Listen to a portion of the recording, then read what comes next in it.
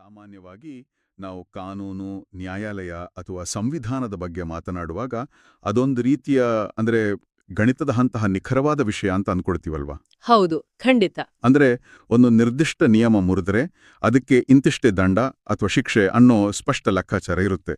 ಎಲ್ಲವೂ ಕಪ್ಪು ಮತ್ತು ಬಿಳುಪಿನಷ್ಟೇ ಸ್ಪಷ್ಟ ಅನ್ನೋ ಭಾವನೆ ನಮ್ಮೆಲ್ಲರಲ್ಲೂ ಇರುತ್ತೆ. ನಿಜ. ನಿಯಮ ಮೀರಿದ್ರೆ ಶಿಕ್ಷೆ, ಪಾಲಿಸಿದ್ರೆ ರಕ್ಷಣೆ. ಏನಂದ್ರೆ ಇಂಥ ಒಂದು ಕಟ್ಟುನಿಟ್ಟಾದ ವರ್ಗೀಕರಿಸಿದ ಚೌಕಟ್ಟುಗಳು ಮಾನವನ ಮನಸ್ಸಿಗೆ ಒಂದ್ ರೀತಿಯ ನೆಮ್ಮದಿ ಕೊಡ್ತವೆ. ಅದೇ ಎಕ್ಸಾಕ್ಟ್ಲಿ. ಆ ನೆಮ್ಮದಿಯೇ ಆಕ್ಚುಲಿ ನಾಗರಿಕ ಸಮಾಜದ ಅಡಿಪಾಯ ಕೂಡ. ಆದ್ರೆ ಈ ವ್ಯವಸ್ಥೆಯ ಆಳಕ್ಕೆ ಇಳಿದಾಗ, ಕೇವಲ ಆ ನಿಯಮಗಳ ಪಟ್ಟಿಗಳ ಆಚೆಗೆ ನೋಡಿದಾಗ, ಅಂದ್ರೆ ನಮ್ಮ ನ್ಯಾಯಾಂಗ ವ್ಯವಸ್ಥೆ, ಸಂಸದೀಯ ಪ್ರಕ್ರಿಯೆಗಳು ಮತ್ತು ಸಂವಿಧಾನದ ತಿದ್ದುಪಡಿಗಳ ಲೋಕದೊಳಗೆ ಕಾಲಿಟ್ಟಾಗ ಆ ನಿಖರತೆಯ ಚಿತ್ರಣ ಸಂಪೂರ್ಣವಾಗಿ ಬದಲಾಗುತ್ತೆ. ಹೌದು, ಅಲ್ಲಿ ಕಪ್ಪು ಮತ್ತು ಬಿಳುಪಿನ ನಡುವೆ ಅದೆಷ್ಟೋ ಬೂದು ಬಣ್ಣದ ಛಾಯೆಗಳಿರ್ತವೆ. ಎಕ್ಸಾಕ್ಟ್ಲಿ. ಎಲ್ಲವೂ ನಾವು ಅನುಕೊಂಡಷ್ಟು ಸರಳವಾಗಿರೋದಿಲ್ಲ. ಹಾಗಾಗಿ ನಮ್ಮ ಇಂದಿನ ಈ ಆಳವಾದ ಅಧ್ಯಯನದ ಪ್ರವಾಸಕ್ಕೆ ಸ್ವಾಗತ. ಇಂದಿನ ನಮ್ಮ ಮೂಲ ವಸ್ತು ಬಂದು ಭಾರತೀಯ ಸಂವಿಧಾನ, ನ್ಯಾಯಾಂಗ ವ್ಯವಸ್ಥೆ ಮತ್ತು ಸಂಸದೀಯ ಪ್ರಕ್ರಿಯೆಗಳ ಬಗ್ಗೆ ಇರುವ ಅತ್ಯಂತ ಸಮಗ್ರವಾದ ಸ್ಪರ್ಧಾತ್ಮಕ ಪರೀಕ್ಷೆಯ ಟಿಪ್ಪಣಿಗಳಾಗಿವೆ. ಓಕೆ. ಮತ್ತು ಈ ಟಿಪ್ಪಣಿಗಳು ಕೇವಲ ಪರೀಕ್ಷೆ ಬರೆಯೋರಿಗೆ ಮಾತ್ರ ಸೀಮಿತವಾದ ಮಾಹಿತಿಯಲ್ಲ, ಗೊತ್ತಾ? ಪ್ರತಿಯೊಬ್ಬ ನಾಗರಿಕನ ಹಕ್ಕುಗಳು, ಕರ್ತವ್ಯಗಳು ಮತ್ತು ನಮ್ಮ ಪ್ರಜಾಪ್ರಭುತ್ವದ ಉಳಿವಿಗಾಗಿ ನಿರಂತರವಾಗಿ ನಡೀತಿರುವ ಒಂದು ದೊಡ್ಡ ಸಂಘರ್ಷದ ಕಥೆ ಇದರಲ್ಲಿದೆ. ನಿಜ. ನಮ್ಮ ಇಂದಿನ ಗುರಿ ಕೂಡ ಅದೇ ಆಗಿದೆ. ಅಂದ್ರೆ ಈ ಮಾಹಿತಿಯ ಮಹಾಪುರದಿಂದ ಕೇವಲ ಅಂಕಿಅಂಶಗಳನ್ನು ಮಾತ್ರವಲ್ಲದೆ ಅತ್ಯಂತ ಪ್ರಮುಖವಾದ ಅಂಶಗಳನ್ನು ಬೇರ್ಪಡಿಸೋದು. ಹೌದು. ನಮ್ಮ ದೇಶದ ನ್ಯಾಯಾಲಯಗಳು ಹೇಗೆ ಕೆಲಸ ಮಾಡುತ್ತವೆ, ನ್ಯಾಯಾಧೀಶರು ಹೇಗೆ ನೇಮಕಗೊಳ್ತಾರೆ ಮತ್ತು ಸಂಸತ್ತಿನಲ್ಲಿ ಕಾನೂನುಗಳು ಹೇಗೆ ರೂಪುಗೊಳ್ಳುತ್ತವೆ ಅನ್ನೋದರ ಹಿಂದಿನ ಆ ಅಚ್ಚರಿಯ ಸತ್ಯಗಳನ್ನು ಅರಿಯೋದು. ಖಂಡಿತ. ಕೇವಲ ತಾಂತ್ರಿಕವಾಗಿ ನೋಡದೆ ಅದರ ಹಿಂದಿನ ಅಂದ್ರೆ ಕಾರಣಗಳನ್ನು ವಿಶ್ಲೇಷಿಸೋಣ. ಸರಿ, ಇದನ್ನು ಬಿಡಿಸಿ ನೋಡೋಣ. ಸಂವಿಧಾನದ ಬಗ್ಗೆ ಮಾತನಾಡುವಾಗ ಸಾಮಾನ್ಯ ಮನುಷ್ಯನಿಗೆ ನ್ಯಾಯಾಲಯದ ಕದ ತಟ್ಟುವ ಅವಕಾಶ ಹೇಗೆ ಸಿಗುತ್ತೆ ಅನ್ನೋಲಿಂದಲೇ ಶುರು ಮಾಡೋದು ಅತ್ಯಂತ ಸೂಕ್ತ ಅನಿಸುತ್ತೆ. ಒಳ್ಳೆ ಪಾಯಿಂಟು. ನಾನು ಇಲ್ಲಿ PIL ಅಥವಾ ಸಾರ್ವಜನಿಕ ಹಿತಾಸಕ್ತಿ ಅರ್ಜಿಯ ಬಗ್ಗೆ ಮಾತನಾಡ್ತಿದ್ದೀನಿ. ಓಹೋ, PIL ಇದು ಆಕ್ಚುಲಿ ಭಾರತೀಯ ನ್ಯಾಯಾಂಗ ವ್ಯವಸ್ಥೆಯಲ್ಲಿ ಒಂದು ಕ್ರಾಂತಿಕಾರಿ ಹೆಜ್ಜೆ ಅಂತಾನೆ ಹೇಳ್ಬೋದು. ಹೌದಾ? ಹೌದು. ಮೂಲಗಳ ಪ್ರಕಾರ ಈ PIL ಪರಿಕಲ್ಪನೆಯನ್ನು ಅಮೆರಿಕ ದೇಶದ ನ್ಯಾಯಾಂಗ ವ್ಯವಸ್ಥೆಯಿಂದ ಎರವಲು ಪಡೆದುಕೊಳ್ಳಲಾಗಿದೆ. ಓಕೆ. ಭಾರತದಲ್ಲಿ ಇದು 1979ರಲ್ಲಿ ಜಾರಿಗೆ ಬಂತು. ಇದರ ಪಿತಾಮಹ ಅಂತಾನೆ ನಮ್ಮ ಸುಪ್ರೀಂ ಕೋರ್ಟ್ನ 17ನೇ ಮುಖ್ಯ ನ್ಯಾಯಾಧೀಶರಾಗಿದ್ದ PN ಭಗವತಿ ಅವರನ್ನು ಕರೆಯಲಾಗುತ್ತೆ. ಓ, PN ಭಗವತಿ. ಹೌದು. ಮತ್ತು ಇವರ ಜೊತೆಗೆ ನ್ಯಾಯಮೂರ್ತಿ SV ಕೃಷ್ಣ ಅಯ್ಯರ್ ಅವರ ಶ್ರಮವೂ ಇದರಲ್ಲಿ ಬಹಳ ಮಹತ್ವದ್ದಾಗಿದೆ. ಅಂದ್ರೆ ಈ PIL ಬರೋದಕ್ಕೂ ಮುನ್ನ ನಮ್ಮ ನ್ಯಾಯಾಲಯಗಳ ಈ ಲೋಕಸ್ ಸ್ಟ್ಯಾಂಡಿ ಎಂಬ ಕಟ್ಟುನಿಟ್ಟಾದ ನಿಯಮ ಇತ್ತು. ಅಂದ್ರೆ ಯಾರು ನೊಂದಿದ್ದಾರೋ ಅವರು ಮಾತ್ರ ಹೋಗ್ಬೇಕು ಅಂತನಾ? ಎಕ್ಸಾಕ್ಟ್ಲಿ. ಯಾರಿಗೆ ಅನ್ಯಾಯವಾಗಿದೆಯೋ ಅವರು ಮಾತ್ರ ಖುದ್ದಾಗಿ ನ್ಯಾಯಾಲಯದ ಮೆಟ್ಟಿಲೇರಬೇಕಿತ್ತು. ಇದು ನಿಜಕ್ಕೂ ವಿಚಿತ್ರವಾದ ನಿಯಮ. ಅಂದ್ರೆ ಒಬ್ಬ ಬಡ ಕಾರ್ಮಿಕನಿಗೆ ತನ್ನ ಮೇಲೆ ಶೋಷಣೆ ಆಗ್ತಿದೆ ಅಂತ ತಿಳಿದಿದ್ರೂ ಆತನ ಬಳಿ ವಕೀಲರನ್ನ ನೇಮಿಸಲು ದುಡ್ಡಿಲ್ಲ ಅಂದ್ರೆ ಆತ ಕೋರ್ಟಿಗೆ ಹೋಗಲು ಸಾಧ್ಯವೇ ಇರಲಿಲ್ಲ. ಅದೇ ದೊಡ್ಡ ಸಮಸ್ಯೆ ಆಗಿತ್ತು. ಈ PILನ ಪರಿಕಲ್ಪನೆ ಹೇಗಿದೆ ಅಂದ್ರೆ, ಪಕ್ಕದ ಮನೆಯಲ್ಲಿ ಬೆಂಕಿ ಬಿದ್ದಾಗ ಆ ಮನೆಯವರಿಗೆ ಅಗ್ನಿಶಾಮಕ ದಳಕ್ಕೆ ಕರೆ ಮಾಡಲು ಆಗದಿದ್ರೆ ನಾವೇ ಕರೆ ಮಾಡುವ ಹಾಗೆ ಅಲ್ವಾ? ವಾ, ಬಹಳ ಒಳ್ಳೆ ಉದಾಹರಣೆ ಇದು. ಯಾವುದೇ ನೊಂದ ವ್ಯಕ್ತಿ ಅಥವಾ ಸಮುದಾಯದ ಪರವಾಗಿ ಬೇರೆ ಯಾರಾದರೂ ಅರ್ಜಿಯನ್ನು ಸಲ್ಲಿಸಬಹುದು. ನಿಖರವಾಗಿ ಹೇಳಿದ್ದೀರಿ. ಇದೇ ಈ PILನ ಸೌಂದರ್ಯ. ಕೇವಲ ಬೇರೆಯವರು ಅರ್ಜಿ ಸಲ್ಲಿಸುವುದು ಮಾತ್ರವಲ್ಲ, ಗೊತ್ತಾ? ಮತ್ತಿನ್ನೇನ್ ಮಾಡಬಹುದು? ಮಾಧ್ಯಮಗಳ ವರದಿಯನ್ನು ನೋಡಿ ಅಥವಾ ಯಾವುದೋ ಒಂದು ಪತ್ರಿಕೆಯಲ್ಲಿ ಪ್ರಕಟವಾದ ಲೇಖನವನ್ನು ಓದಿ ನ್ಯಾಯಾಲಯವೇ ಸ್ವತಃ ಅಂದ್ರೆ ಸುಮೋಟವಾಗಿ ದಾವೆ ಹೂಡಬಹುದು. ಓಹೋ, ತಾನಾಗಿಯೇ? ಹೌದು. ಒಂದು ಪೋಸ್ಟ್ ಕಾರ್ಡ್ ಬರೆದು ಹಾಕಿದ್ರೂ ಅದನ್ನೇ ಒಂದು ರಿಟ್ ಅರ್ಜಿಯಾಗಿ ಪರಿಗಣಿಸಿ ನ್ಯಾಯಾಲಯ ಪ್ರಕರಣ ದಾಖಲಿಸಿಕೊಂಡ ಉದಾಹರಣೆಗಳೂ ಇವೆ. ವಾವ್! ನ್ಯಾಯಾಲಯವೇ ನ್ಯೂಸ್ ನೋಡಿ ಆಕ್ಷನ್ ತೆಗೆದುಕೊಳ್ಳುವುದು ಅಂದ್ರೆ ಅದೊಂದು ಅತ್ಯಂತ ಶಕ್ತಿಯುತವಾದ ಅಸ್ತ್ರ. ನ್ಯಾಯಾಲಯಗಳಂದ್ರೆ ಕೇವಲ ಆ ದುಡ್ಡಿರುವರಿಗೆ, ದಪ್ಪ ಕಾನೂನು ಪುಸ್ತಕಗಳನ್ನು ಓದಿದ ವಕೀಲರಿಗೆ ಮಾತ್ರ ಸೀಮಿತ ಅನ್ನೋ ಭಾವನೆಯನ್ನ ಇದು ಸಂಪೂರ್ಣವಾಗಿ ಮುರಿಯುತ್ತೆ. ಇಲ್ಲಿರುವ ಬೆರಗುಗೊಳಿಸುವ ಅಂಶವೆಂದರೆ ಅದೇ. PIL ಮೂಲಕ ನ್ಯಾಯಾಂಗ ವ್ಯವಸ್ಥೆಯು ಅಂಚಿನಲ್ಲಿರುವ ಶೋಷಿತ ಸಮುದಾಯಗಳಿಗೂ, ಜೈಲಿನಲ್ಲಿ ಕೊಳೆಯುತ್ತಿರುವ ಕೈದಿಗಳಿಗೂ, ಪರಿಸರ ನಾಶದ ವಿರುದ್ಧ ಹೋರಾಡುವರಿಗೂ ಒಂದು ದೊಡ್ಡ ಧ್ವನಿಯಾಯಿತು. ಹೌದು, ಖಂಡಿತ. ಕಾರ್ಯಾಂಗ ತನ್ನ ಕೆಲಸವನ್ನು ಸರಿಯಾಗಿ ಮಾಡದಿದ್ದಾಗ, ಸಾಮಾನ್ಯ ಜನರ ಮೂಲಭೂತ ಹಕ್ಕುಗಳ ಉಲ್ಲಂಘನೆಯಾದಾಗ, ಸಮಾಜದ ಯಾವುದೇ ಜವಾಬ್ದಾರಿಯುತ ವ್ಯಕ್ತಿ ನ್ಯಾಯಾಲಯದ ಮೆಟ್ಟಿಲೇರಲು ಇದು ದಾರಿ ಮಾಡಿಕೊಟ್ಟಿತು. ಹೀಗೆ ಸಾರ್ವಜನಿಕ ಹಿತಾಸಕ್ತಿಯಿಂದ ದಾಖಲಾದ ಇಂತಹ ಮಹತ್ವದ ಪ್ರಕರಣಗಳು ಅಥವಾ ರಾಜ್ಯಗಳ ನಡುವಿನ ವಿವಾದಗಳು ಕೊನೆಗೆ ಎಲ್ಲಿ ತೀರ್ಮಾನವಾಗ್ತವೆ? ಆಫ್ಕೋರ್ಸ್, ಸುಪ್ರೀಂ ಕೋರ್ಟ್ನಲ್ಲಿ. ಎಕ್ಸಾಕ್ಟ್ಲಿ. ದೇಶದ ಅತ್ಯುನ್ನತ ನ್ಯಾಯಾಲಯವಾದ ಸುಪ್ರೀಂ ಕೋರ್ಟ್ನಲ್ಲಿ. ಈ ಸುಪ್ರೀಂ ಕೋರ್ಟ್ನ ವ್ಯಾಪ್ತಿ ಮತ್ತು ಶಕ್ತಿಯ ಬಗ್ಗೆ ನಮ್ಮ ಟಿಪ್ಪಣಿಗಳು ಬಹಳಷ್ಟು ಒಳನೋಟಗಳನ್ನ ನೀಡ್ತಾವಲ್ವಾ? ಹೌದು. ಸಂವಿಧಾನದ 124 ವಿಂದ 147ನೇ ವಿಧಿಗಳು ಈ ಸುಪ್ರೀಂ ಕೋರ್ಟ್ನ ರಚನೆ, ಅಧಿಕಾರ ಮತ್ತು ಕಾರ್ಯವೈಖರಿಯ ಬಗ್ಗೆ ವಿವರವಾಗಿ ತಿಳಿಸ್ತವೆ. ಓಕೆ. 1950ರ ಜಾನ್ವರಿ 28ರಂದು ಸುಪ್ರೀಂ ಕೋರ್ಟ್ ಭಾರತದಲ್ಲಿ ಅಧಿಕೃತವಾಗಿ ಕಾರ್ಯಾರಂಭ ಮಾಡಿತು. ಆದ್ರೆ ಇದರ ಇತಿಹಾಸ ಸ್ವಲ್ಪ ಹಿಂದಕ್ಕೆ, ಅಂದ್ರೆ ಬ್ರಿಟಿಷ್ ಕಾಲಕ್ಕೆ ಹೋಗುತ್ತೆ. ಓ, ಅಂದ್ರೆ ಸ್ವಾತಂತ್ರ್ಯಕ್ಕೂ ಮುನ್ನವೇ ಇತ್ತಾ? ಹೌದು. ಸ್ವತಂತ್ರ ಪೂರ್ವದಲ್ಲಿ 1774ರಲ್ಲೇ ಕಲ್ಕತ್ತಾದಲ್ಲಿ ಮೊದಲ ಬಾರಿಗೆ ಸುಪ್ರೀಂ ಕೋರ್ಟ್ ಸ್ಥಾಪನೆಯಾಗಿತ್ತು. 1774. ಓಕೆ. ಆಮೇಲೆ 1937ರಲ್ಲಿ ಇದು ಫೆಡರಲ್ ಕೋರ್ಟ್ ಆಫ್ ಇಂಡಿಯಾ ಆಗಿ ಅಸ್ತಿತ್ವದಲ್ಲಿತ್ತು. ಆ ಫೆಡರಲ್ ಕೋರ್ಟ್ನೇ ಆಕ್ಚುಲಿ ಇಂದಿನ ನಮ್ಮ ಸುಪ್ರೀಂ ಕೋರ್ಟ್ ಆಗಿ ಮಾರ್ಪಟ್ಟಿರೋದು. ಇಷ್ಟು ದೊಡ್ಡ ದೇಶದ 100 ಕೋಟಿ ಜನರ ಹಕ್ಕುಗಳನ್ನು ರಕ್ಷಿಸುವ, ಇಷ್ಟೆಲ್ಲ ಪ್ರಕರಣಗಳನ್ನು ನಿಭಾಯಿಸುವ ಸುಪ್ರೀಂ ಕೋರ್ಟ್ನಲ್ಲಿ ಕೇವಲ 34 ನ್ಯಾಯಾಧೀಶರಿದ್ದಾರೆ ಅನ್ನೋದು ನಿಜಕ್ಕೂ ಆಶ್ಚರ್ಯ ಮೂಡಿಸುತ್ತೆ. ಹೌದು, ಕೇವಲ 34. ಮೂಲಗಳು ಸ್ಪಷ್ಟಪಡಿಸುವಂತೆ ಪ್ರಸ್ತುತ ಒಬ್ಬರು ಮುಖ್ಯ ನ್ಯಾಯಾಧೀಶರು ಅಂದ್ರೆ ಸಿಜೆಐ ಮತ್ತು 33 ಇತರ ನ್ಯಾಯಾಧೀಶರು ಕಾರ್ಯನಿರ್ವಹಿಸುತ್ತಿದ್ದಾರೆ. ಮತ್ತೆ ಇವರ ನಿವೃತ್ತಿ ವಯಸ್ಸು 65 ವರ್ಷ. ಆ 65 ವರ್ಷಗಳ ನಿವೃತ್ತಿ ವಯೋಮಿತಿಯ ಹಿಂದೆ ಒಂದು ತರ್ಕವಿದೆ. ಹೌದಾ? ಏನದು? ಉನ್ನತ ನ್ಯಾಯಾಲಯದ ನ್ಯಾಯಾಧೀಶರಿಗೆ ಅಪಾರವಾದ ಕಾನೂನು ಜ್ಞಾನ ಮತ್ತು ಜೀವನಾನುಭವದ ಅಗತ್ಯವಿರುತ್ತೆ. ಆ ವಯಸ್ಸಿನ ಹೊತ್ತಿಗೆ ಅವರ ಬೌದ್ಧಿಕ ಪ್ರಬುದ್ಧತೆ ಉತ್ತುಂಗದಲ್ಲಿರುತ್ತೆ. ಓ, ಹಾಗಾಗಿ 65 ವರ್ಷ. ಹೌದು. ಇನ್ನು ನಮ್ಮ ಟಿಪ್ಪಣಿಯಲ್ಲಿರುವ ಪ್ರಥಮಗಳ ಪಟ್ಟಿ ಕೂಡ ಬಹಳ ಗಮನಾರ್ಹವಾಗಿದೆ.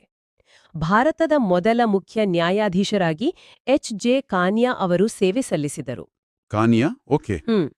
ದಶಕಗಳ ಕಾಲ ಪುರುಷರ ಪ್ರಾಬಲ್ಯವಿದ್ದ ಈ ವ್ಯವಸ್ಥೆಯಲ್ಲಿ ಮೊದಲ ಮಹಿಳಾ ನ್ಯಾಯಾಧೀಶೆಯಾಗಿ ಫಾತಿಮಾ ವಿವಿ ಅವರು ಪ್ರವೇಶಿಸಿದ್ದು ಒಂದು ಐತಿಹಾಸಿಕ ಹೆಜ್ಜೆ. ಖಂಡಿತ, ಅದು ದೊಡ್ಡ ಹೆಜ್ಜೆ. ಹಾಗೆಯೇ ಮೊದಲ ದಲಿತ ಸಿಜೆಐ ಆಗಿ ಜಿಎಂಸಿ ಬಾಲಾಯೋಗಿ ಅವರು ನೇಮಕಗೊಂಡ್ರು. ಇಲ್ಲಿ ಉಲ್ಲೇಖಿಸಲಾಗಿರುವ ಇನ್ನೊಂದು ವಿಶೇಷ ಸಂಗತಿಯೆಂದ್ರೆ ಹಂಗಾಮಿ ರಾಷ್ಟ್ರಪತಿಯಾಗಿ ಸೇವೆ ಸಲ್ಲಿಸಿದ ಮೊದಲ ಮತ್ತು ಏಕೈಕ ಸಿಜೆಐ ಮೊಹಮ್ಮದ್ ಹಿದಾಯತುಲ್ಲಾ ಅವರ ಕುರಿತಾಗಿದೆ. ಹೌದು. ಇದು ಬಹಳ ಅಪರೂಪದ ಘಟನೆ. ರಾಷ್ಟ್ರಪತಿ ಮತ್ತು ಉಪರಾಷ್ಟ್ರಪತಿ ಇಬ್ಬರ ಸ್ಥಾನಗಳು ಖಾಲಿ ಇದ್ದಾಗ ದೇಶದ ಮುಖ್ಯ ನ್ಯಾಯಾಧೀಶರೇ ಆ ಜವಾಬ್ದಾರಿಯನ್ನು ಹೊರಬೇಕಾಗ್ತದೆ ಅನ್ನೋದಕ್ಕೆ ಇದು ಜೀವಂತ ಸಾಕ್ಷಿ. ನಿಜ. ಮತ್ತು ಪ್ರಸ್ತುತ ನಮ್ಮ 50ನೇ ಸಿಜೆಐ ಆಗಿ ಡಿ.ವೈ. ಚಂದ್ರಚೂಡ್ ಅವರು ಸೇವೆ ಸಲ್ಲಿಸುತ್ತಿದ್ದಾರೆ. ಇದರ ಜೊತೆಗೆ ನಮ್ಮ ಕನ್ನಡಿಗರ ಪಾಲಿನ ಹೆಮ್ಮೆಯ ವಿಷಯವೂ ಇದೆ ಗೊತ್ತಾ? ಓಹೋ, ಕನ್ನಡಿಗರು ಯಾರು? ಸುಪ್ರೀಂ ಕೋರ್ಟ್ನ ಅತ್ಯುನ್ನತ ಹುದ್ದೆಗಳಲ್ಲಿ ಕನ್ನಡಿಗರು ಕಾರ್ಯನಿರ್ವಹಿಸಿದ್ದಾರೆ. ಇ.ಎಸ್. ವೆಂಕಟರಾಮಯ್ಯ, ಎಂ.ಎನ್. ವೆಂಕಟಾಚಲಯ್ಯ, ಎಸ್. ರಾಜೇಂದ್ರ ಬಾಬು ಮತ್ತು ಎಚ್.ಎಲ್. ದತ್ತು ಅವರು. ವಾವ್! ಇವರೆಲ್ಲನೂ ಭಾರತದ ಮುಖ್ಯ ನ್ಯಾಯಾಧೀಶರಾಗಿ ದೇಶದ ಕಾನೂನು ವ್ಯವಸ್ಥೆಗೆ ತಮ್ಮದೇ ಆದ ಕೊಡುಗೆ ನೀಡಿದ್ದಾರೆ. ಇದು ನಿಜಕ್ಕೂ ಹೆಮ್ಮೆಯ ವಿಷಯ. ಇದೆಲ್ಲವೂ ಆಡಳಿತಾತ್ಮಕ ಮಾಹಿತಿಯಾಯಿತು. ಆದ್ರೆ ಸುಪ್ರೀಂ ಕೋರ್ಟ್ನ ಅಧಿಕಾರಗಳ ಬಗ್ಗೆ ಕೇಳಿದಾಗ ನನಗೆ ನಿಜಕ್ಕೂ ಕುತೂಹಲ ಮೂಡುತ್ತೆ. ಯಾವ ವಿಚಾರದಲ್ಲಿ? ಉದಾಹರಣೆಗೆ 129ನೇ ವಿಧಿಯಂತೆ ಇದೊಂದು ದಾಖಲೆಯ ನ್ಯಾಯಾಲಯ ಅಥವಾ ಕೋರ್ಟ್ ಆಫ್ ರೆಕಾರ್ಡ್ ಅಂತ ಹೇಳಲಾಗಿದೆ. ಹೌದು. ಅಂದ್ರೆ ಇದು ಕೇವಲ ತೀರ್ಪು ನೀಡುವುದಲ್ಲ. ಇಲ್ಲಿನ ಪ್ರತಿಯೊಂದು ತೀರ್ಪು ಮುಂದಿನ ಪ್ರಕರಣಗಳಿಗೆ, ದೇಶದ ಎಲ್ಲಾ ಕೆಳ ನ್ಯಾಯಾಲಯಗಳಿಗೆ ಒಂದು ಕಾನೂನಿನಂತೆ, ಒಂದು ಮಾದರಿಯಂತೆ ಕೆಲಸ ಮಾಡುತ್ತೆ ಅಲ್ವಾ? ಎಕ್ಸಾಕ್ಟ್ಲಿ. ಆ ಅಧಿಕಾರದ ಜೊತೆಗೆ 131ನೇ ವಿಧಿಯಂತೆ ಕೇಂದ್ರ ಸರ್ಕಾರ ಮತ್ತು ರಾಜ್ಯಗಳ ನಡುವೆ ಅಥವಾ 2 ರಾಜ್ಯಗಳ ನಡುವೆ ವಿವಾದ ಬಂದ್ರೆ ಅದನ್ನ ಬಗೆಹರಿಸುವ ಮೂಲ ಅಧಿಕಾರ ವ್ಯಾಪ್ತಿ, ಅಂದ್ರೆ ಒರಿಜಿನಲ್ ಜುರಿಸ್ಡಿಕ್ಷನ್, ಸುಪ್ರೀಂ ಕೋರ್ಟ್ಗೆ ಮಾತ್ರ ಇದೆ. ಓಕೆ. ಇನ್ನು 143ನೇ ವಿಧಿಯಂತೆ ದೇಶದ ಮಹತ್ವದ ಕಾನೂನು ಅಥವಾ ಸಾರ್ವಜನಿಕ ವಿಷಯಗಳ ಬಗ್ಗೆ ರಾಷ್ಟ್ರಪತಿಗೆ ಸಲಹೆ ನೀಡುವ ಅಧಿಕಾರವೂ ಇದೆ. ರಾಷ್ಟ್ರಪತಿಗೂ ಸಲಹೆ ನೀಡಬಹುದಾ? ಹೌದು. ಆದ್ರೆ ಎಲ್ಲಕ್ಕಿಂತ ಪ್ರಬಲವಾದ ಅಧಿಕಾರವಿರೋದು 139ನೇ ವಿಧಿಯಲ್ಲಿ. ಅದುವೇ ರಿಟ್ ಹೊರಡಿಸುವ ಅಧಿಕಾರ. ರಿಟ್ ಅಧಿಕಾರ. ಹೇಬಿಯಸ್ ಕಾರ್ಪಸ್, ಮ್ಯಾಂಡಮಸ್, ಪ್ರೊಹಿಬಿಷನ್ ಮುಂತಾದ ರಿಟ್ಗಳನ್ನು ಇದು ಒಳಗೊಂಡಿದೆ. ಆ, ಇಲ್ಲೊಂದು ಸ್ಪಷ್ಟೀಕರಣ ಬೇಕು. ಈ ಲ್ಯಾಟಿನ್ ಪದಗಳು ಕೇಳಲು ತುಂಬಾ ಗಂಭೀರವಾಗಿವೆ. ಅಂದ್ರೆ ಈಗ ಉದಾಹರಣೆಗೆ ಹೇಬಿಯಸ್ ಕಾರ್ಪಸ್. ಸಾಮಾನ್ಯ ಮನುಷ್ಯನಿಗಿದು ಹೇಗನ್ವಯಿಸುತ್ತೆ? ಇದನ್ನ ಬಹಳ ಸರಳವಾಗಿ ವಿವರಿಸಬಹುದು. ಹೇಬಿಯಸ್ ಕಾರ್ಪಸ್ ಎಂದ್ರೆ ಶರೀರವನ್ನು ಹಾಜರುಪಡಿಸಿ ಎಂದರ್ಥ. ಶರೀರವನ್ನು ಹಾಜರುಪಡಿಸಿ.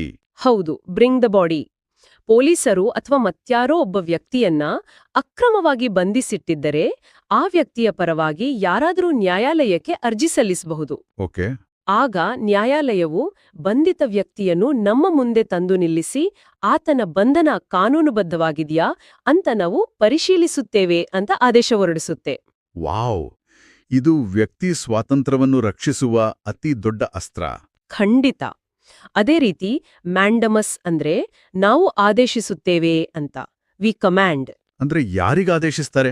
ಯಾವುದೇ ಸರ್ಕಾರಿ ಅಧಿಕಾರಿ ತನ್ನ ಕರ್ತವ್ಯವನ್ನ ಮಾಡಲು ನಿರಾಕರಿಸಿದಾಗ ಆ ಕೆಲಸವನ್ನ ಮಾಡುವಂತೆ ನ್ಯಾಯಾಲಯ ನೀಡುವ ಕಟ್ಟುನಿಟ್ಟಿನ ಆದೇಶವಿದು. ಇಲ್ಲಿ ವಿಷಯ ನಿಜಕ್ಕೂ ಆಸಕ್ತಿದಾಯಕವಾಗುತ್ತದೆ. ಸುಪ್ರೀಂ ಕೋರ್ಟ್ ಇಂತಹ ಅಸ್ತ್ರಗಳನ್ನು ಬಳಸಿಕೊಂಡು ಸಂವಿಧಾನದ ಸ್ವರೂಪವನ್ನೇ ಹೇಗೆ ರಕ್ಷಿಸಿದೆ ಮತ್ತು ವ್ಯಾಖ್ಯಾನಿಸಿದೆ ಅನ್ನೋದನ್ನ ಕೆಲವು ಐತಿಹಾಸಿಕ ಪ್ರಕರಣಗಳು ತೋರಿಸ್ತವೆ. ಹೌದು, ಬಹಳಷ್ಟು ಪ್ರಕರಣಗಳಿವೆ. ಕೇವಲ ಕಾನೂನನ್ನು ಓದುವುದಲ್ಲ, ಆ ಕಾನೂನಿನ ಹಿಂದಿನ ಅರ್ಥವನ್ನು ಹುಡುಕುವ ಕೆಲಸವಿದು. ಅಂದ್ರೆ 1960ರ ಬೇರುಬಾರಿ ಪ್ರಕರಣದಲ್ಲಿ ಪ್ರಸ್ತಾವನೆ ಸಂವಿಧಾನದ ಭಾಗವಲ್ಲ ಎಂದಿದ್ದ ಸುಪ್ರೀಂ ಕೋರ್ಟ್ ಆಮೇಲೆ 1967ರ ಗೋಲಕ್ನಾಥ್ ಪ್ರಕರಣದಲ್ಲಿ ಮೂಲಭೂತ ಹಕ್ಕುಗಳನ್ನು ಕಿತ್ತುಕೊಳ್ಳುವ ಅಥವಾ ತಿದ್ದುಪಡಿ ಮಾಡುವ ಅಧಿಕಾರ ಸಂಸತ್ತಿಗಿಲ್ಲ ಅಂತ ಕಟ್ಟುನಿಟ್ಟಾಗಿ ಹೇಳಿತು. ನಿಜ. ಮತ್ತು ಆ ಪ್ರಕರಣಗಳೆಲ್ಲವೂ ಒಂದು ದೊಡ್ಡ ಪರಾಕಾಷ್ಠೆಗೆ ತಲುಪಿದ್ದು 1973ರ ಐತಿಹಾಸಿಕ ಕೇಶವಾನಂದ ಭಾರತಿ ಪ್ರಕರಣದಲ್ಲಿ. ಓ, ಕೇಶವಾನಂದ ಭಾರತಿ. ಕೇರಳದ ಒಬ್ಬ ಮಠಾಧೀಶರ ಭೂಮಿಗೆ ಸಂಬಂಧಿಸಿದ ವ್ಯಾಜ್ಯವು ಆಕ್ಚುಲಿ ಇಡೀ ದೇಶದ ಸಂವಿಧಾನದ ಭವಿಷ್ಯವನ್ನೇ ನಿರ್ಧರಿಸಿತು ಎಂದರೆ ನಂಬಲು ಅಸಾಧ್ಯ. ಹೌದು, 13 ನ್ಯಾಯಾಧೀಶರ ಬೃಹತ್ ಸಂವಿಧಾನ ಪೀಠ ಅಲ್ವಾ ಅದು? ಎಕ್ಸಾಕ್ಟ್ಲಿ. ಆ ಪೀಠವು ಅಲ್ಲಿ ಸಂವಿಧಾನದ ಮೂಲ ರಚನೆ ಅಥವಾ ಬೇಸಿಕ್ ಸ್ಟ್ರಕ್ಚರ್ ಎಂಬ ಕ್ರಾಂತಿಕಾರಿ ಪರಿಕಲ್ಪನೆಯನ್ನು ಹುಟ್ಟುಹಾಕಿತು. ಈ ಮೂಲ ರಚನೆಯ ಅರ್ಥ ಏನಂದ್ರೆ ಸಂಸತ್ತು ಸಂವಿಧಾನದ ಯಾವುದೇ ಭಾಗವನ್ನ ತಿದ್ದುಪಡಿ ಮಾಡಬಹುದು, ಆದರೆ ಆ ಸಂವಿಧಾನದ ಆತ್ಮವನ್ನ, ಅದರ ಮೂಲ ಸ್ವರೂಪವನ್ನು ಬದಲಿಸುವಂತಿಲ್ಲ. ಇದೇ ತಾನೇ? ಹೌದು, ನಿಖರವಾಗಿ ಹೇಳಿದ್ರಿ. ಅಂದ್ರೆ ಪ್ರಜಾಪ್ರಭುತ್ವ, ಜಾತ್ಯತೀತತೆ, ನ್ಯಾಯಾಂಗದ ಸ್ವಾತಂತ್ರ್ಯ ಇವುಗಳನ್ನ ಯಾರು ಎಷ್ಟೇ ಬಹುಮತ ಹೊಂದಿದ್ರೂ ಅಳಿಸುವಂತಿಲ್ಲ. ಎಕ್ಸಾಕ್ಟ್ಲಿ. ಸಂಸತ್ತಿಗೆ ತಿದ್ದುಪಡಿ ಮಾಡುವ ಶಕ್ತಿ ಇದೆ, ಆದರೆ ಸಂವಿಧಾನವನ್ನ ನಾಶ ಮಾಡುವ ಅಥವಾ ಅದರ ಮೂಲಭೂತ ತತ್ವಗಳನ್ನೇ ಬುಡಮೇಲು ಮಾಡುವ ಶಕ್ತಿ ಇಲ್ಲ. ಬಹಳ ಮುಖ್ಯವಾದ ಪಾಯಿಂಟ್ ಇದು. ಇದರ ಮುಂದುವರೆದ ಭಾಗವಾಗಿ 1980ರ ಮಿನರ್ವಾ ಮಿಲ್ ಪ್ರಕರಣದಲ್ಲಿ ಮೂಲಭೂತ ಹಕ್ಕುಗಳು ಮತ್ತು ರಾಜನೀತಿ ನಿರ್ದೇಶಕ ತತ್ವಗಳು ಒಂದೇ ರಥದ 2 ಚಕ್ರಗಳಿದ್ದಂತೆ ಅಂತ ಸುಪ್ರೀಂ ಕೋರ್ಟ್ ತೀರ್ಪು ನೀಡಿತು. ಓ, ಅಂದ್ರೆ ಎರಡೂ ಸಮಾನ ಅಂತನಾ? ಹೌದು, ಒಂದಕ್ಕೆ ಮಾತ್ರ ಹೆಚ್ಚು ಒತ್ತು ಕೊಟ್ಟು ಇನ್ನೊಂದನ್ನ ಕಡೆಗಣಿಸುವಂತಿಲ್ಲ. ಅಂದ್ರೆ ಸುಪ್ರೀಂ ಕೋರ್ಟ್ ಕೇವಲ ನಿಯಮಗಳ ಪಟ್ಟಿಯನ್ನು ಕಟ್ಟುನಿಟ್ಟಾಗಿ ಪಾಲಿಸುವ ಯಂತ್ರವಲ್ಲ, ಬದಲಾಗಿ ಅದು ಸಂವಿಧಾನದ ಜೀವಂತಿಕೆಯನ್ನು ಕಾಯುವ ಅತಿದೊಡ್ಡ ಕಾವಲುಗಾರ. ಸುಪ್ರೀಂ ಕೋರ್ಟ್ ಇಷ್ಟೊಂದು ಶಕ್ತಿಶಾಲಿಯಾಗಿದೆ, ಸರ್ಕಾರಗಳನ್ನೇ ಪ್ರಶ್ನಿಸುವ ತಾಕತ್ತು ಹೊಂದಿದೆ ಅಂದಮೇಲೆ ಸಹಜವಾಗಿಯೇ ನನಗೊಂದು ದೊಡ್ಡ ಪ್ರಶ್ನೆ ಕಾಡ್ತಾ ಇದೆ. ಏನ್ ಪ್ರಶ್ನೆ? ಇಂತಹ ಬೃಹತ್ ಅಧಿಕಾರವಿರುವ ನ್ಯಾಯಾಲಯದಲ್ಲಿ ಕೂರುವ ನ್ಯಾಯಾಧೀಶರನ್ನ ಯಾರು ಆಯ್ಕೆ ಮಾಡ್ತಾರೆ? ಇದು ಬಹಳ ಕುತೂಹಲಕಾರಿ ವಿಚಾರ. ಹೌದು, ಮತ್ತು ಇಲ್ಲಿಯೇ ನಾವು ರಾಜಕೀಯ ಹಾಗೂ ನ್ಯಾಯಾಂಗದ ಆ ಅತಿ ದೊಡ್ಡ ಹಗ್ಗಜಗ್ಗಾಟವನ್ನು, ಅಕ್ಷರಶಃ ಒಂದು ಯುದ್ಧವನ್ನು ನೋಡ್ತೀವಿ. ಅದೇ ಕೊಲೀಜಿಯಂ ಮತ್ತು ಎನ್ಜೆಎಸಿ ನಡುವಿನ ಸಂಘರ್ಷ. ಈ ಸಂಘರ್ಷ ಆಕ್ಚುಲಿ ಪ್ರಜಾಪ್ರಭುತ್ವದ ಅತ್ಯಂತ ಸೂಕ್ಷ್ಮವಾದ ವಿಷಯ. 1993ರಲ್ಲಿ ಅಮೆರಿಕಾದ ನ್ಯಾಯಾಂಗ ವ್ಯವಸ್ಥೆಯಿಂದ ಸ್ಫೂರ್ತಿ ಪಡೆದು ಕೊಲೀಜಿಯಂ ವ್ಯವಸ್ಥೆಯನ್ನು ಭಾರತದಲ್ಲಿ ಜಾರಿಗೆ ತರಲಾಯಿತು. ಓಕೆ, ಈ ಕೊಲೀಜಿಯಂ ಅಂದ್ರೆ ಯಾರಿರ್ತಾರದ್ರಲ್ಲಿ? ಇದರಲ್ಲಿ 5 ಜನರ ತಂಡವಿರುತ್ತೆ. ದೇಶದ ಮುಖ್ಯ ನ್ಯಾಯಾಧೀಶರು ಮತ್ತು ಇತರ 4 ಅತ್ಯಂತ ಹಿರಿಯ ನ್ಯಾಯಾಧೀಶರು ಈ ತಂಡದಲ್ಲಿರ್ತಾರೆ. ಅಂದ್ರೆ ಎಲ್ರೂ ನ್ಯಾಯಾಧೀಶರೇ? ಹೌದು. ಈ 5 ಜನರ ತಂಡವು ಯಾರು ನ್ಯಾಯಾಧೀಶರಾಗಬೇಕು, ಯಾರನ್ನ ಯಾವ ಹೈಕೋರ್ಟ್ಗೆ ವರ್ಗಾವಣೆ ಮಾಡಬೇಕು ಅಂತ ತೀರ್ಮಾನಿಸಿ ರಾಷ್ಟ್ರಪತಿಗೆ ಶಿಫಾರಸು ಮಾಡುತ್ತೆ. ಅಂದ್ರೆ ಸಿಂಪಲ್ ಆಗಿ ಹೇಳಬೇಕಂದ್ರೆ ನ್ಯಾಯಾಧೀಶರೇ ನ್ಯಾಯಾಧೀಶರನ್ನು ಆಯ್ಕೆ ಮಾಡುವ ಪ್ರಕ್ರಿಯೆ ಇದು. ಎಕ್ಸಾಕ್ಟ್ಲಿ, ಅದೇ ಕೊಲೀಜಿಯಂ. ಆದ್ರೆ 2014ರಲ್ಲಿ ಇದಕ್ಕೆ ಒಂದು ದೊಡ್ಡ ತಿರುವು ಸಿಗುತ್ತೆ. ಅಂದ್ರೆ ಸರ್ಕಾರಕ್ಕೆ ಅನ್ಸುತ್ತೆ ನ್ಯಾಯಾಧೀಶರೇ ತಮ್ಮ ಉತ್ತರಾಧಿಕಾರಿಗಳನ್ನ ಆಯ್ಕೆ ಮಾಡೋದು ಪ್ರಜಾಪ್ರಭುತ್ವದ ಲಕ್ಷಣ ಅಲ್ಲ, ಇದರಲ್ಲಿ ಪಾರದರ್ಶಕತೆ ಇಲ್ಲ ಅಂತ. ವಾದವಾಗಿತ್ತು. ಹಾಗಾಗಿ 99ನೇ ಸಂವಿಧಾನ ತಿದ್ದುಪಡಿಯ ಮೂಲಕ ಅಂದ್ರೆ 121ನೇ ಮಸೂದೆಯ ಮೂಲಕ ಎನ್ಜೆಎಸಿ ಅಥವಾ ರಾಷ್ಟ್ರೀಯ ನ್ಯಾಯಾಂಗ ನೇಮಕಾತಿ ಆಯೋಗವನ್ನ ತರಲಾಯಿತು. National judicial appointments commission. ಹೌದು. ಇದರಲ್ಲಿ ಕೊಲಿಜಿಯಂಗೆ ಭಿನ್ನವಾಗಿ 6 ಜನರಿದ್ರು. ಮುಖ್ಯ ನ್ಯಾಯಾಧೀಶರು ಮತ್ತು 2 ಹಿರಿಯ ನ್ಯಾಯಾಧೀಶರ ಜೊತೆಗೆ ದೇಶದ ಕಾನೂನು ಮಂತ್ರಿ ಮತ್ತು 2 ಗಣ್ಯ ವ್ಯಕ್ತಿಗಳು ಇದರಲ್ಲಿ ಸೇರ್ಕೊಂಡ್ರು. ರಾಜಕೀಯ ನಾಯಕರು ಪ್ರವೇಶ ಮಾಡಿದ್ರು ಇಲ್ಲಿ. ಹೌದು. ಇದು ಎಷ್ಟರ ಮಟ್ಟಿಗೆ ಬೆಂಬಲ ಪಡೆಯಿತೆಂದರೆ ರಾಜಸ್ಥಾನ ಸೇರಿದಂತೆ ಬರೋಬ್ಬರಿ 16 ರಾಜ್ಯಗಳು ಇದಕ್ಕೆ ಒಪ್ಪಿಗೆಯನ್ನು ನೀಡಿದ್ವು. ಸಂಸತ್ತಿನಲ್ಲಿ ಬಹುಮತದಿಂದ ಪಾಸಾಗಿ ರಾಜ್ಯಗಳು ಒಪ್ಪಿಗೆ ನೀಡಿದ್ವು. ಆದ್ರೆ ಗೊತ್ತಾ, ಆ ಕಥೆ ಅಲ್ಲಿಗೆ ಮುಗಿಲಿಲ್ಲ. ಮತ್ತೇನಾಯ್ತು? 2015ರಲ್ಲಿ ನ್ಯಾಯಮೂರ್ತಿ ಕೆಆರ್ ಅವರ ನೇತೃತ್ವದ ಸುಪ್ರೀಂ ಕೋರ್ಟ್ ಸಂವಿಧಾನ ಪೀಠವು ಈ ಎನ್ಜೆಎಸಿಯನ್ನು ಸಂಪೂರ್ಣವಾಗಿ ರದ್ದುಪಡಿಸಿತು. ರದ್ದುಪಡಿಸ್ತಾ? ಯಾಕೆ? ನ್ಯಾಯಾಧೀಶರ ನೇಮಕಾತಿಯಲ್ಲಿ ಕಾನೂನು ಮಂತ್ರಿ ಅಥವಾ ರಾಜಕೀಯ ನಾಯಕರ ಹಸ್ತಕ್ಷೇಪವಿದ್ದರೆ ಅದು ನ್ಯಾಯಾಂಗದ ಸ್ವಾತಂತ್ರ್ಯಕ್ಕೆ ನೇರವಾದ ಧಕ್ಕೆ ತರುತ್ತೆ ಅಂತ ಅಭಿಪ್ರಾಯಪಟ್ಟು ಮತ್ತೆ ಹಳೆಯ ಕೊಲಿಜಿಯಂ ವ್ಯವಸ್ಥೆಯನ್ನೇ ಎತ್ತಿ ಹಿಡಿತು. ಆದ್ರೆ ಇಲ್ಲೊಂದು ಗೊಂದಲ ಇದೆ ಮತ್ತು ಒಂದು ಗಂಭೀರವಾದ ಪ್ರಶ್ನೆ ಕಾಡುತ್ತೆ. ಕೇಳಿ. ಏನಂದ್ರೆ, ನಮ್ಮ ದೇಶದಲ್ಲಿ ಜನರಿಂದ ಆಯ್ಕೆಯಾದ ಸಂಸತ್ತು ಒಂದು ಕಾನೂನನ್ನ ಮಾಡುತ್ತೆ. ಬಹುತೇಕ ಎಲ್ಲಾ ಪಕ್ಷಗಳು ಒಮ್ಮತದಿಂದ ಅದನ್ನ ಬೆಂಬಲಿಸ್ತವೆ. ಆದ್ರೆ ಆ ಕಾನೂನು ಸರಿಯಿಲ್ಲ, ಅದರಿಂದ ನಮ್ಮ ಸ್ವಾತಂತ್ರ್ಯಕ್ಕೆ ತೊಂದರೆಯಾಗತ್ತೆ ಅಂತ ನ್ಯಾಯಾಲಯದಲ್ಲಿ ಕೂತಿರುವ ಕೇವಲ 5 ನ್ಯಾಯಾಧೀಶರು ಆ ಕಾನೂನನ್ನು ರದ್ದು ಮಾಡ್ತಾರೆ ಅಂದ್ರೆ ಆ ಪ್ರಜಾಪ್ರಭುತ್ವದಲ್ಲಿ ಅಂತಿಮ ಅಧಿಕಾರ ಯಾರ ಬಳಿ ಇದೆ?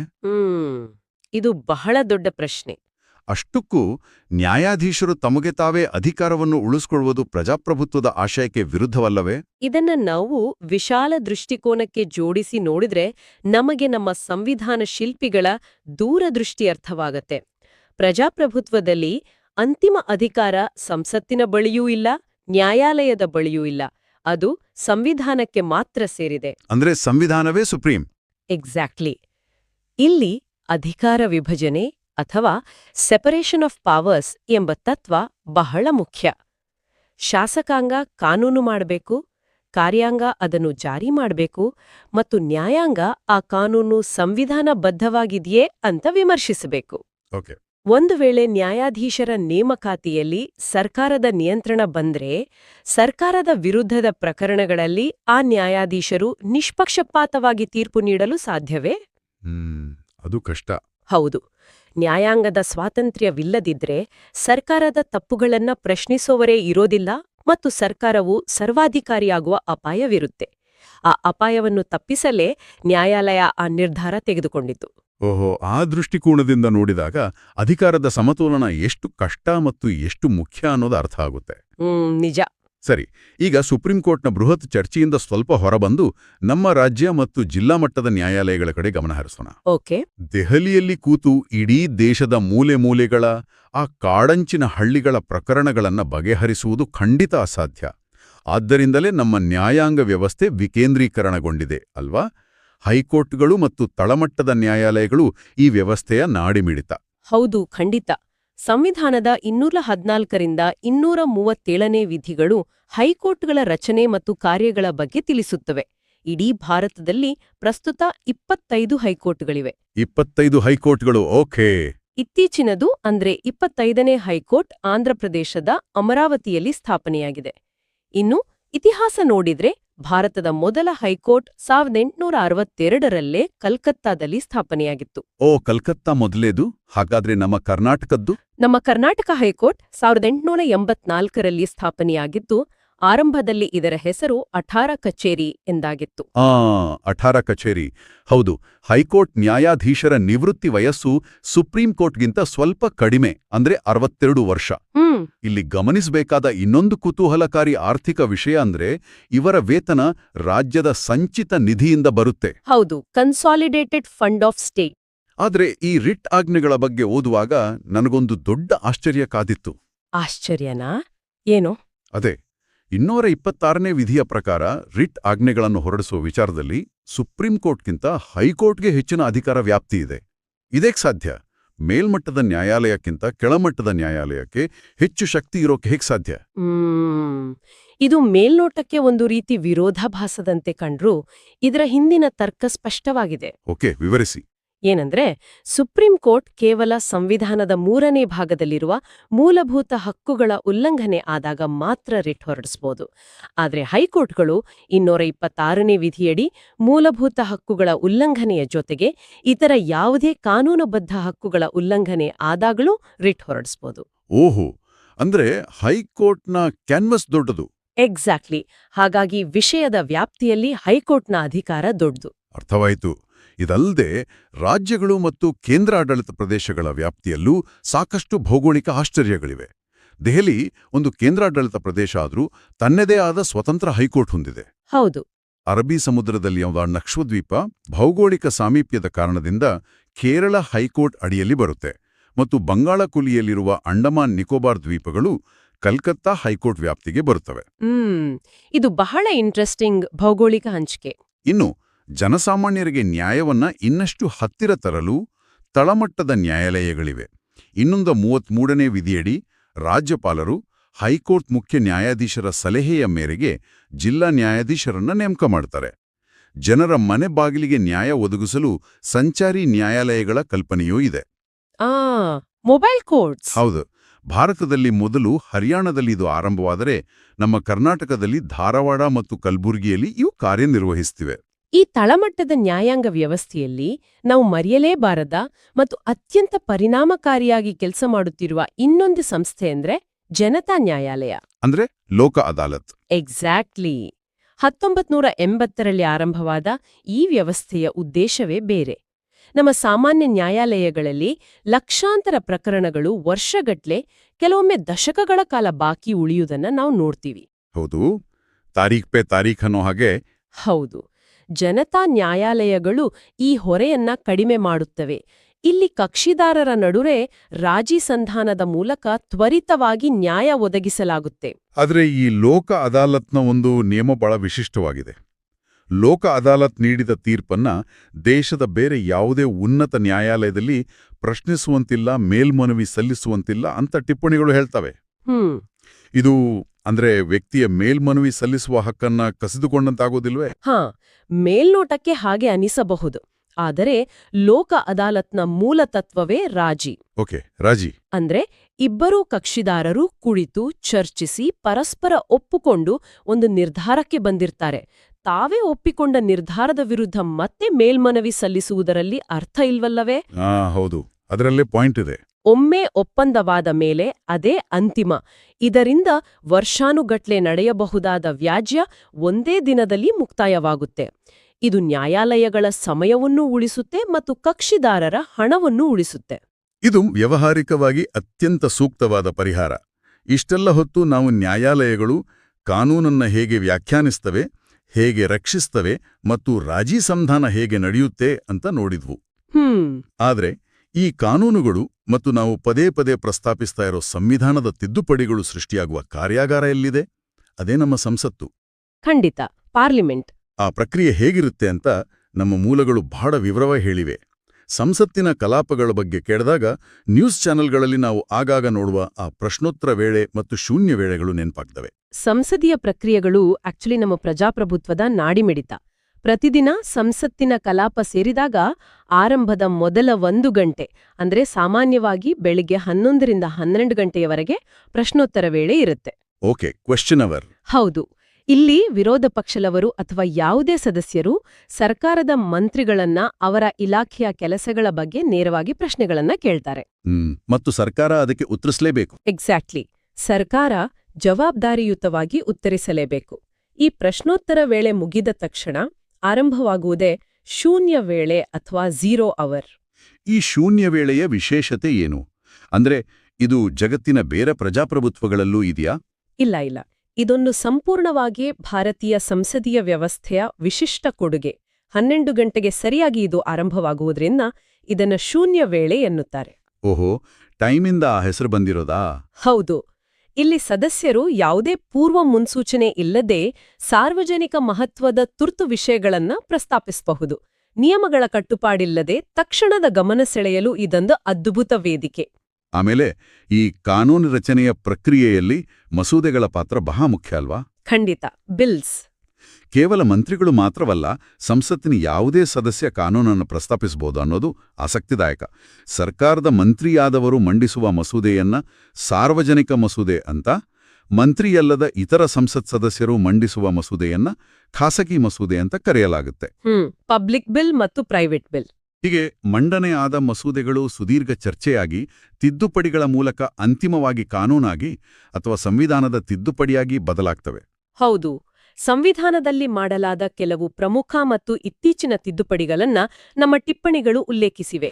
ಉದಾಹರಣೆಗೆ 2015ರ 100ನೇ ಸಂವಿಧಾನ ತಿದ್ದುಪಡಿ. ಅದು ಯಾವುದರ ಬಗ್ಗೆ? ಇದು ಭಾರತ ಮತ್ತು ಬಾಂಗ್ಲಾದೇಶದ ನಡುವೆ ದಶಕಗಳಿಂದ ನೆನೆಗುದಿಗೆ ಬಿದ್ದಿದ್ದ ಆ ಗಡಿ ಪ್ರದೇಶಗಳ ಅಂದ್ರೆ ಎನ್ಕ್ಲೇವ್ಗಳ ಹಸ್ತಾಂತರಕ್ಕೆ ಸಂಬಂಧಿಸಿದ್ದು. ಓ, ಅದು? ಹೌದು. ಇನ್ನು 2016ರ 101ನೇ ತಿದ್ದುಪಡಿ, ಇದು 122ನೇ ಮಸೂದೆಯ ಮೂಲಕ ಭಾರತದ ಆರ್ಥಿಕ ವ್ಯವಸ್ಥೆಯನ್ನೇ ಬದಲಾಯಿಸಿದ ಐತಿಹಾಸಿಕ ಜಿಎಸ್ಟಿಯನ್ನ ಜಾರಿಗೆ ತಂದಿತ್ತು. ಜಿಎಸ್ಟಿ ಇದು ಬಹಳ ದೊಡ್ಡ ಹೆಜ್ಜೆ. ಹೌದು. 16 ಬೇರೆ ಬೇರೆ ತೆರಿಗೆಗಳನ್ನ ಒಟ್ಟುಗೂಡಿಸಿ ದೇಶಾದ್ಯಂತ ಒಂದೇ ತೆರಿಗೆ ವ್ಯವಸ್ಥೆಯನ್ನ ತಂದ ದೊಡ್ಡ ಬದಲಾವಣೆ ಇದು.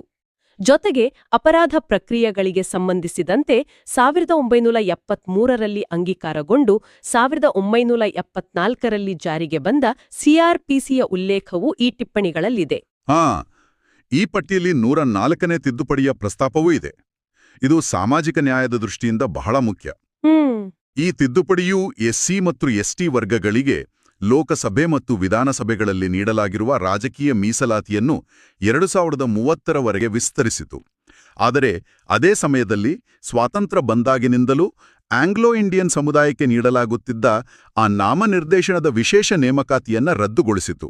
ಆಕ್ಚುಲಿ ಈ 104ನೇ ತಿದ್ದುಪಡಿಯೇ ನಮ್ಮ ಸಂವಿಧಾನದ ಸ್ವರೂಪದ ಬಗ್ಗೆ ಒಂದು ದೊಡ್ಡ ಪಾಠವನ್ನ ಹೇಳುತ್ತೆ. ಹೇಗೆ? ಆಂಗ್ಲೋ ಇಂಡಿಯನ್ ಸಮುದಾಯಕ್ಕೆ ಮೀಸಲಾತಿ ಏಕಿತ್ತು? ಸ್ವಾತಂತ್ರ್ಯದ ಆರಂಭದಲ್ಲಿ ಅವರ ಸಂಖ್ಯೆ ಕಡಿಮೆ ಇತ್ತು ಮತ್ತು ಅವರಿಗೆ ಪ್ರಾತಿನಿಧ್ಯ ಸಿಗುವುದಿಲ್ಲ ಅನ್ನೋ ಆತಂಕವಿತ್ತು. ಆದರೆ 7 ದಶಕಗಳ ನಂತರ ಅವರ ಸಾಮಾಜಿಕ ಮತ್ತು ಆರ್ಥಿಕ ಸ್ಥಿತಿಗತಿಗಳು ಸುಧಾರಿಸಿವೆ. ಅವರ ಸಂಖ್ಯೆ ತೀರಾ ಕಡಿಮೆಯಾಡಿದೆ ಮತ್ತು ವಿಶೇಷ ಪ್ರಾತಿನಿಧ್ಯದ ಅಗತ್ಯವಿಲ್ಲ ಅಂತ ಸಂಸತ್ತಿಗೆ ಮನವರಿಕೆ ಆಯಿತು. ಆದ್ದರಿಂದ ಆ ವ್ಯವಸ್ಥೆಯನ್ನು ಕೈಬಿಡಲಾಯಿತು. ಹಾಗಾದರೆ ಇದೆಲ್ಲದರ ಅರ್ಥವೇನು? ಅಂದ್ರೆ ಸಂವಿಧಾನ ಎಂಬುದು ಒಮ್ಮೆ ಬರೆದಿಟ್ಟು ಪೂಜಿಸುವ, ಎಂದಿಗೂ ಬದಲಾಗದ ನಿರ್ಜೀವ ಕಲ್ಲಲ್ಲ ಅಂತಾನೋ? ಸಮಾಜ ಬದಲಾದಂತೆ, ಜನರ ಅಗತ್ಯಗಳು ಬದಲಾದಂತೆ ಕಾನೂನುಗಳು ಬದಲಾಗಬೇಕು. ನಿಖರವಾಗಿ. ಇದು ಒಂದು ಪ್ರಮುಖ ಪ್ರಶ್ನೆಯನ್ನು ಹುಟ್ಟುಹಾಕುತ್ತದೆ. ಅದನ್ನೇ ನಾವು ಜೀವಂತ ದಾಖಲೆ ಅಥವಾ ಲಿವಿಂಗ್ ಡಾಕ್ಯುಮೆಂಟ್ ಎನ್ನುವುದು. ಸಂವಿಧಾನವು ತನ್ನ ತಿದ್ದುಪಡಿ ಪ್ರಕ್ರಿಯೆಗಳ ಮೂಲಕ ಕಾಲದ ಬೇಡಿಕೆಗಳಿಗೆ ತಕ್ಕಂತೆ ತನ್ನನ್ನು ತಾನು ನಿರಂತರವಾಗಿ ನವೀಕರಿಸಿಕೊಳ್ಳುತ್ತಲೇ ಇರುತ್ತೆ. ಎಂತಹ ಅದ್ಭುತವಾದ ಸಮತೋಲನ ಇದು! ಒಂದೆಡೆ ಸಂಸತ್ತು ಜನರ ಆಶೋತ್ತರಗಳಿಗೆ ತಕ್ಕಂತೆ ಸಂವಿಧಾನವನ್ನ ತಿದ್ದುಪಡಿ ಮಾಡುತ್ತಾ ಅದನ್ನ ನವೀಕರಿಸುತ್ತೆ. ಇನ್ನೊಂದೆಡೆ ಸುಪ್ರೀಂ ಕೋರ್ಟ್ ಆ ನವೀಕರಣವು ಕೇಶವಾನಂದ ಭಾರತಿ ಪ್ರಕರಣದಲ್ಲೇ ಹೇಳಿದಂತೆ ಸಂವಿಧಾನದ ಮೂಲ ರಚನೆ ಅಥವಾ ಆತ್ಮಕ್ಕೆ ಧಕ್ಕೆ ತರದಂತೆ ಕಾವಲು ಕಾಯುತ್ತೆ. ಎಕ್ಸಾಕ್ಟ್ಲಿ. ಶಾಸಕಾಂಗ ಮತ್ತು ನ್ಯಾಯಾಂಗದ ನಡುವಿನ ಈ ನಿರಂತರ ಸಂಭಾಷಣೆ, ಪರಸ್ಪರ ನಿಯಂತ್ರಣವೇ ನಮ್ಮ ಪ್ರಜಾಪ್ರಭುತ್ವದ ಅತಿದೊಡ್ಡ ಶಕ್ತಿ. ಖಂಡಿತ. ಇಂದಿನ ನಮ್ಮ ಈ ಸುದೀರ್ಘವಾದ ಮತ್ತು ಆಳವಾದ ಅಧ್ಯಯನದ ಪ್ರವಾಸದಲ್ಲಿ ಲೆಕ್ಕವಿಲ್ಲದಷ್ಟು ವಿಷಯಗಳನ್ನು ಅನ್ವೇಷಿಸಲಾಯಿತು. ದೂರದ ಅಮೆರಿಕಾದಿಂದ ಎರವಲು ಪಡೆದ PIL ಎಂಬ ಕಲ್ಪನೆ ಭಾರತದ ಅಂಚಿನ ಸಮುದಾಯಗಳಿಗೆ ನ್ಯಾಯಾಲಯದ ಬಾಗಿಲು ತೆರೆದದ್ದನ್ನು ಅರ್ಥ ಮಾಡಿಕೊಳ್ಳಲಾಯಿತು. ವ್ಯಕ್ತಿ ಸ್ವಾತಂತ್ರ್ಯದ ರಕ್ಷಣೆಯ ಬಗ್ಗೆ ಚರ್ಚಿಸಲಾಯಿತು. ಹೌದು. ಕೊಲೆಜಿಯಂ ವ್ಯವಸ್ಥೆ ಮತ್ತು NJAC ನಡುವಿನ ಅಧಿಕಾರದ ಹಗ್ಗಜಗ್ಗಾಟದಲ್ಲಿ ಪ್ರಜಾಪ್ರಭುತ್ವದ ಅಂತಿಮ ವಿಜಯವನ್ನ ವಿಶ್ಲೇಷಿಸಲಾಯಿತು. ರಾಜ್ಯ ಮಟ್ಟದಲ್ಲಿ ಹೈಕೋರ್ಟ್ಗಳ ವಿಸ್ತೃತ ವ್ಯಾಪ್ತಿ ಮತ್ತು ತಳಮಟ್ಟದಲ್ಲಿ ವರ್ಷಗಳ ವ್ಯಾಜ್ಯವನ್ನ ಒಂದೇ ದಿನದಲ್ಲಿ ಮುಗಿಸುವ ಲೋಕ ಅದಾಲತ್ಗಳ ಕುರಿತು ಅರಿಯಲಾಯಿತು. ಮತ್ತು ಕೊನೆಯದಾಗಿ, ಹೌದು, ಸಂಸತ್ತಿನ ಶೂನ್ಯ ವೇಳೆ ಮತ್ತು ತಿದ್ದುಪಡಿಗಳ ಮೂಲಕ ನಮ್ಮ ಕಾನೂನುಗಳು ಸಮಾಜದ ಜೊತೆಯಲ್ಲೇ ಹೇಗೆ ಬೆಳೆಯುತ್ತವೆ ಅನ್ನೋದನ್ನ ನೋಡಲಾಯಿತು. ಇವೆಲ್ಲವೂ ಆಕ್ಚುಲಿ ಕೇವಲ ಪರೀಕ್ಷೆಯ ಟಿಪ್ಪಣಿಗಳಲ್ಲಿರುವ ಬಿಡಿಬಿಡಿಯಾದ ಮಾಹಿತಿಗಳಂತೆ ಕಂಡ್ರು ಇವುಗಳನ್ನ ಒಟ್ಟುಗೂಡಿಸಿ ನೋಡಿದಾಗ ಕಾಣೋದು ನಮ್ಮ ಪ್ರಜಾಪ್ರಭುತ್ವದ ಭದ್ರವಾದ ಕೋಟೆ. ನಿಜ. ಪ್ರತಿಯೊಂದು ವಿಧಿ, ಪ್ರತಿಯೊಂದು ತಿದ್ದುಪಡಿ ಮತ್ತು ಪ್ರತಿಯೊಂದು ತೀರ್ಪು ಈ ದೇಶದ ಕೋಟ್ಯಾಂತರ ಜನರ ದೈನಂದಿನ ಬದುಕನ್ನ, ಅವರ ಸ್ವಾತಂತ್ರ್ಯವನ್ನ ನಿರ್ಧರಿಸ್ತವೆ. ಈ ಸುದೀರ್ಘ ಚರ್ಚೆ ನಮ್ಮ ವ್ಯವಸ್ಥೆಯ ಬಗ್ಗೆ ಒಂದು ಹೊಸ, ಸ್ಪಷ್ಟವಾದ ದೃಷ್ಟಿಕೋನವನ್ನು ನೀಡಿದೆ. ಮುಕ್ತಾಯಕ್ಕೂ ಮುನ್ನ ಒಂದು ಅಂತಿಮ ಯೋಚನೆ. ನಮ್ಮೆಲ್ಲರಿಗೂ ಭವಿಷ್ಯದ ಬಗ್ಗೆ ಕಾಡಬೇಕಾದ ಒಂದು ಪ್ರಚೋದನಾತ್ಮಕ ಪ್ರಶ್ನೆ ಇಲ್ಲಿದೆ. ಹೇಳಿ. ನಾವು ನೋಡಿದಂತೆ 104ನೇ ತಿದ್ದುಪಡಿಯು ಎಸ್ಸಿ ಮತ್ತು ಎಸ್ಟಿ ಮೀಸಲಾತಿಯನ್ನು 2030ರವರೆಗೆ ವಿಸ್ತರಿಸಿತು. ಮುಂದಿನ ದಶಕಗಳಲ್ಲಿ ನಮ್ಮ ದೇಶದ ಜನಸಂಖ್ಯಾ ಸ್ವರೂಪ ಅಥವಾ ಡೆಮೋಗ್ರಾಫಿಕ್ಸ್ ಮತ್ತಷ್ಟು ಬದಲಾದಾಗ, ಅಂದ್ರೆ ಯುವಜನರ ಸಂಖ್ಯೆ, ವೃದ್ಧರ ಸಂಖ್ಯೆ, ಸಂಪತ್ತಿನ ಹಂಚಿಕೆ ಅಥವಾ ಬೇರೆ ಬೇರೆ ಸಮುದಾಯಗಳ ಆರ್ಥಿಕ ಸ್ಥಿತಿಗತಿಗಳು ಸಂಪೂರ್ಣವಾಗಿ ಬದಲಾದಾಗ, ಈ ನಮ್ಮ ಜೀವಂತ ಸಂವಿಧಾನ ಸಮಾಜದ ಆ ಹೊಸ ಅಗತ್ಯಗಳಿಗೆ ತಕ್ಕಂತೆ ಇನ್ನಂತಹ ಕ್ರಾಂತಿಕಾರಿ ಬದಲಾವಣೆಗಳನ್ನ, ತಿದ್ದುಪಡಿಗಳನ್ನ ಅಪ್ಕೊಳ್ಬಹುದು. ವಾವ್, ಇದು ಬಹಳ ಗಂಭೀರವಾದ ಯೋಚನೆ. ಮತ್ತು ಭವಿಷ್ಯದ ಸಂಸತ್ತು ತರುವ ಆ ಅನಿರೀಕ್ಷಿತ ಬದಲಾವಣೆಗಳೆಲ್ಲವೂ ಕೇಶವಾನಂದ ಭಾರತಿ ಪ್ರಕರಣ ಹೇಳಿದ ಆ ಮೂಲರಚನೆಯ ಚೌಕಟ್ಟಿನಲ್ಲೇ ಇರಲು ಸಾಧ್ಯವೇ? ಅಥವಾ ಆ ಮೂಲರಚನೆಯ ವ್ಯಾಖ್ಯಾನವೂ ಬದಲಾಗಬೇಕೆ? ಇದು ಮುಂದಿನ ದಿನಗಳಲ್ಲಿ ಇಡೀ ದೇಶ ಎದುರು ನೋಡಬೇಕಾದ ಒಂದು ರೋಚಕವಾದ ಮತ್ತು ಗಂಭೀರವಾದ ಪ್ರಶ್ನೆ. ನಿಜವಾಗಲೂ ಬದಲಾವಣೆ ಜಗದ ನಿಯಮ, ಗೊತ್ತಾ? ಆದ್ರೆ ಆ ಬದಲಾವಣೆಯು ಮೂಲಭೂತ ಮೌಲ್ಯಗಳನ್ನ ನಾಶ ಮಾಡದಂತೆ ಹೇಗೆ ತಡೆಯಬಹುದು ಎಂಬುದೇ ಭವಿಷ್ಯದ ಅತಿದೊಡ್ಡ ಸವಾಲು. ಎಕ್ಸಾಕ್ಟ್ಲಿ. ಕಾನೂನು ಕೇವಲ ಕಪ್ಪು ಬಿಳುಪಿನ ಗೆರೆಯಲ್ಲ, ಅದೊಂದು ಸಮಾಜದ ಜೊತೆಯಲ್ಲೇ ನಿರಂತರವಾಗಿ ಹರಿಯುವ, ದಾರಿ ಬದಲಿಸುವ, ಆದರೆ ಕೊನೆಗೆ ಕಡಲನ್ನ ಸೇರುವ ನದಿ. ಈ ಆಳವಾದ ಅಧ್ಯಯನದ ಪ್ರವಾಸದಲ್ಲಿ ಪಾಲ್ಗೊಂಡಿದ್ದಕ್ಕಾಗಿ ಧನ್ಯವಾದಗಳು. ಅನ್ವೇಷಣೆಯ ಹಸಿವು ಸದಾ ಹೀಗೆಯೇ ಜೀವಂತವಾಗಿರಲಿ. ಮುಂದಿನ ಬಾರಿ ಮತ್ತೊಂದು ರೋಚಕ ವಿಷಯದೊಂದಿಗೆ ಭೇಟಿಯಾಗೋಣ.